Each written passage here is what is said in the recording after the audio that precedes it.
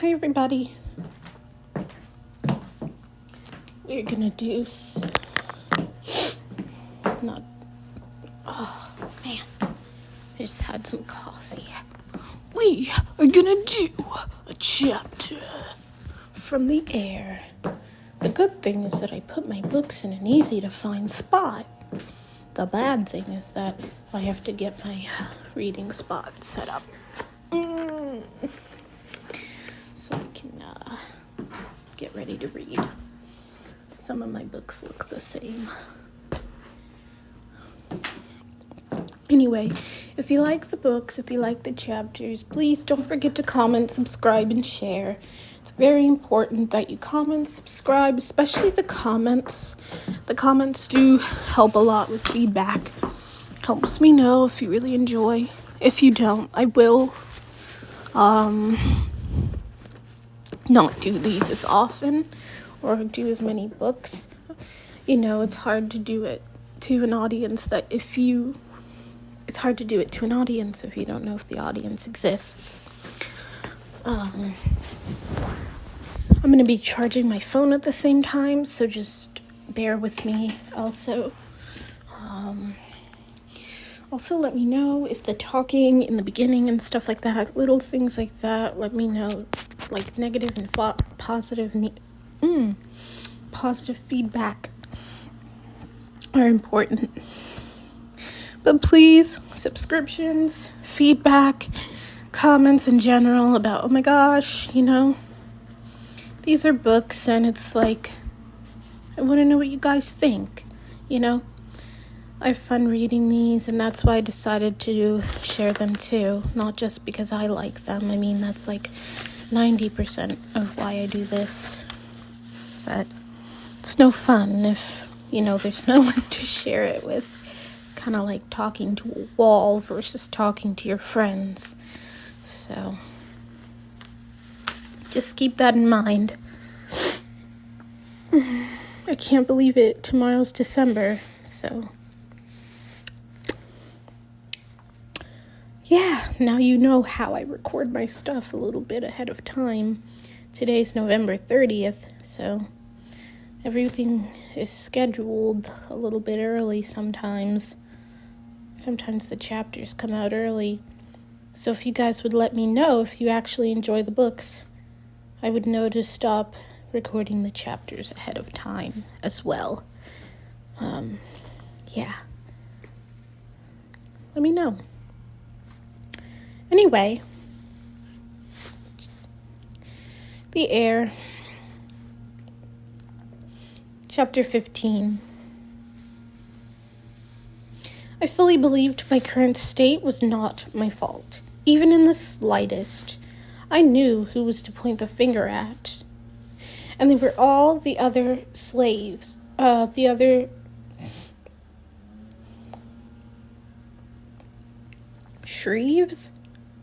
Shreves. I blamed Mom and Dad for not being able to get the country under control and forcing me into this situation. And I blamed Aaron for trying to get me to consider these boys in the first place.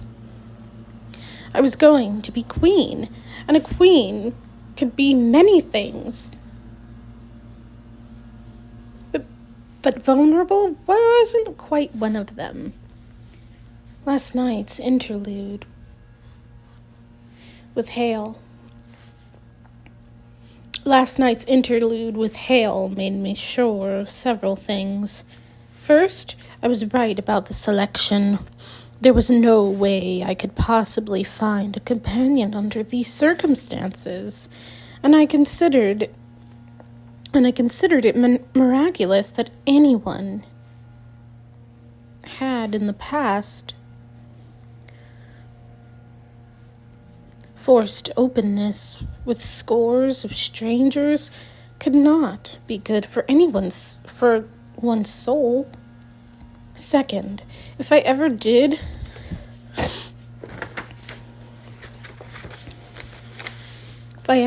get married, the chances of me having my passionate, endured love for that person were slim, Love did nothing but break down defenses, and I could not afford that.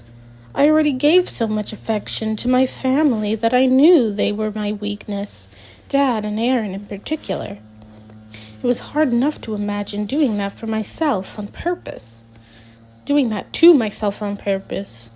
Aaron knew his words could sway me, knew how much I loved him.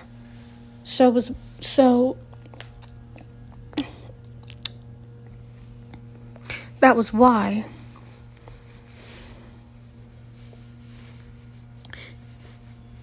Above the others, I wanted to throttle him after my date.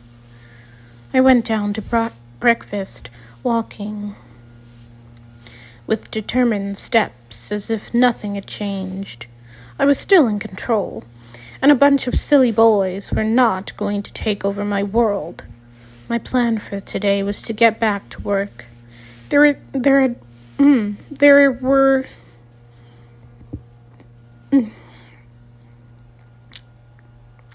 had been too many distractions lately, and I needed to focus. Dad talked about me finding someone to help me do my job, but so far, all they were managing to do was making it harder. Aaron and Austin sat next to Mom, and I took my place between Dad and Caden. Even from the opposite side of the table, I could hear Austin chewing. Yikes.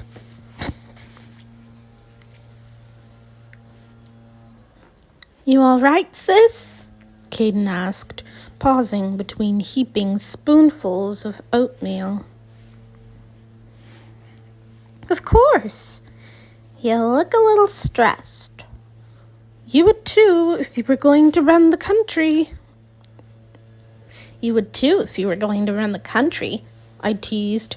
Sometimes I think about that," he said, getting all serious, like, what if a disease swept over all of Ilya, and you, Mom, and Dad, and Aaron got sick and died? Then I'd be in charge and have to figure out everything on my own.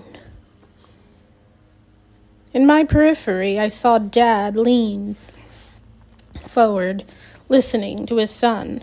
"That's a little morbid, Caden." Caden shrugged. It's always good to plan ahead." I propped my chin on my hand. So what would be King Caden's first order of business? "Vacations, obviously." I chuckled. "Good call." And after that, he considered, "I think I'd try to meet people, non-sick people, so I can know what they need me to do. It probably looks a little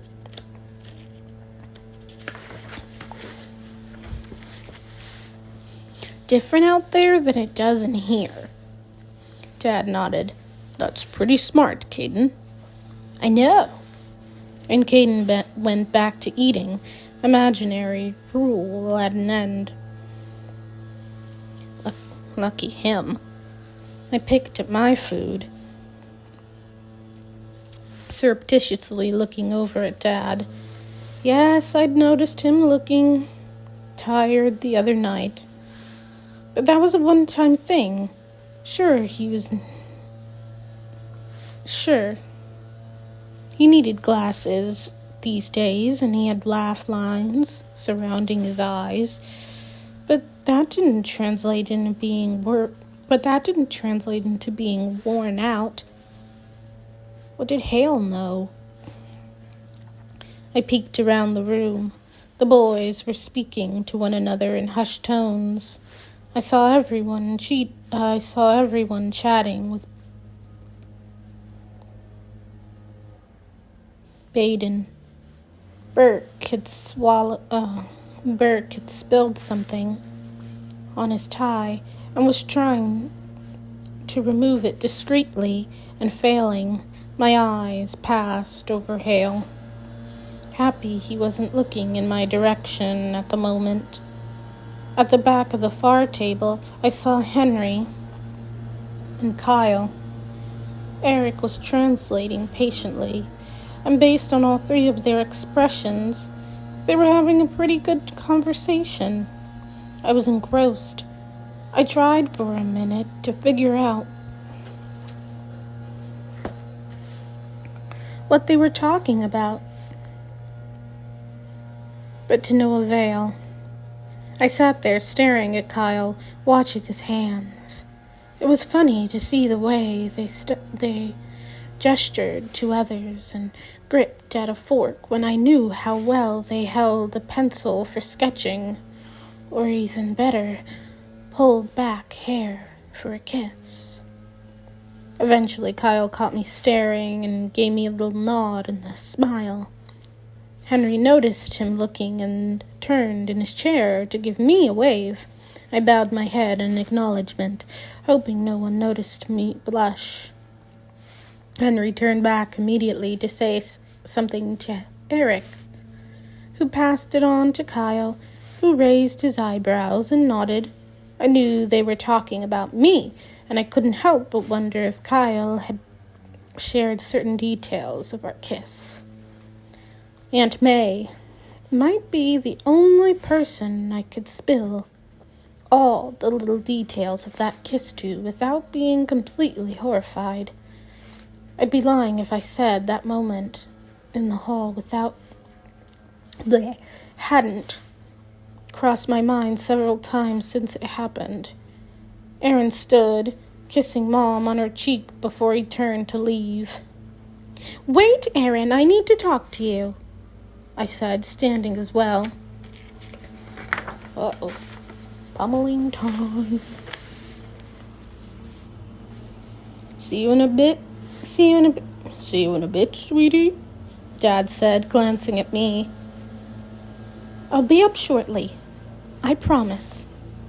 Aaron held out his arm for me, and we walked together from the room. I could feel how we drew attention. It was like an energy that followed me nearly everywhere I went. I often reveled in the feeling. "What do you want to talk about?" I spoke through my smile. "I'll tell you once we're in the hall." His step faltered. Uh-oh. When we rounded the corner, I pulled back and whacked him on the shoulder. "Ow! I went on a date last night, and it was awful, and I blame you personally." Aaron rubbed his arm. "What happened? Was he mean?" "No." "Did he lowered his voice. "Did he try to take advantage of you?" "No." I crossed my arms. "Was he rude?" I sighed. "Not exactly. It was awkward." He threw both arms up in exasperation. "Well, of course it was. You saw him. If you saw him again, it would be better. That's the point. It takes time to get to know someone." "I don't want him to get to know me." "I don't want any of them to get to know me." His face fell into a confused scowl. I always thought that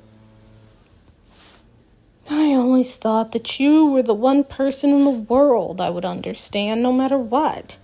I thought you'd always understand me too, but you tease me for being in love. And when the opportunity comes to finally and when the opportunity to find someone to fall into your lap comes, you hate it. I pointed a finger at his chest. "Wasn't it you who said this made no sense for me?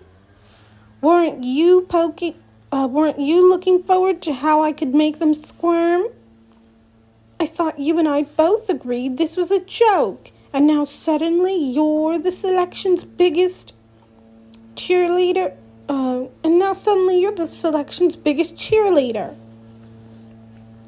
The hallway was painfully silent. I waited for Aaron to argue with me, or at least to explain.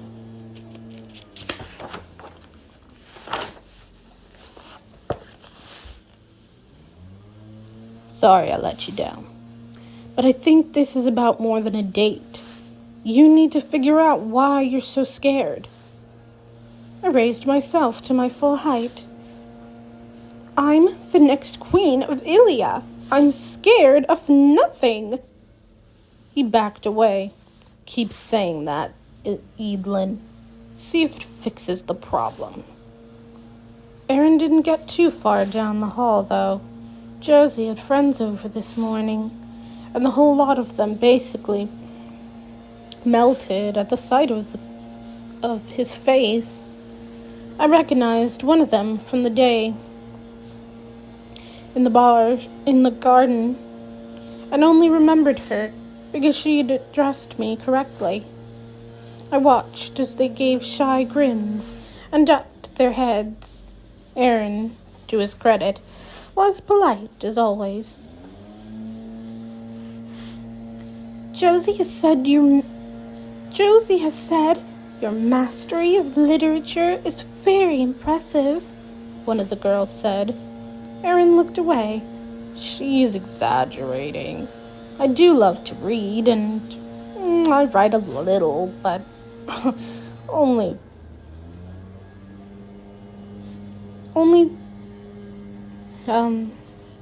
but nothing worth sharing. Another girl stepped forward. I doubt that's true. I bet our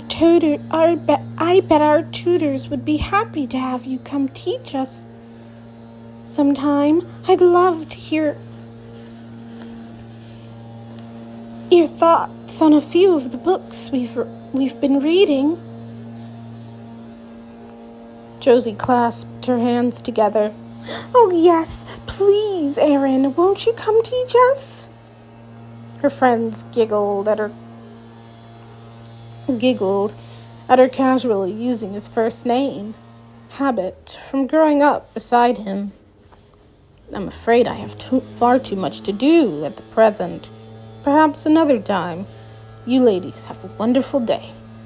He bowed kindly and continued down the hall, and the girls didn't even wait until he was out of earshot to start giggling like idiots. He's so handsome, one said, ready to burst with adoration. Josie sighed. I know. He's so sweet to me, too. We took a walk together the other day, and he was saying that he thinks I'm one of the prettiest girls he's ever met. I couldn't take it anymore. I barged past them, not slowing down. You're too young for him, and he has a girlfriend, Josie. Let it go. I rounded up the stairs to go to the office. I knew I'd feel better.